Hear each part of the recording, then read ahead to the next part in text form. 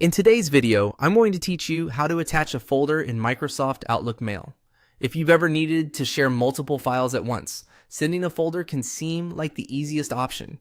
In Outlook Mail, the process starts from the email composer, and I'll walk you through exactly where to click so you can do it smoothly. First, open Outlook and go to the Mail section. This is the main area where you can view your inbox, compose messages, and manage attachments.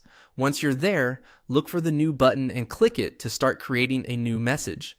After that, choose Mail if the menu gives you more than one option. This opens a blank email draft where you can begin preparing your message. At this point, you'll be in the Compose window, which is where Outlook gives you access to tools for adding content and attachments. Next, click on Insert. This menu contains the options for adding items to your email, including files and other content. From there, select Attach File. This tells Outlook that you want to add something from your device into the message. Once the attachment options appear, click. Browse this computer. This will open your computer's file browser so you can look through your local files and folders. From here, navigate to the location where your folder is stored.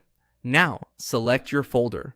Take a moment to make sure you're choosing the correct one, especially if you have similarly named folders in the same location.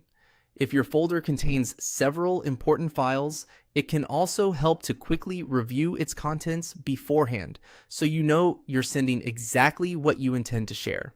One useful tip to keep in mind is that email services sometimes handle folders differently from individual files. If Outlook does not allow the folder to attach directly, the usual workaround is to compress the folder into a zip file on your computer first, and then attach that zip file using the same steps. This helps keep all of the contents together and makes the folder easier to send. Also, be aware of attachment size limits.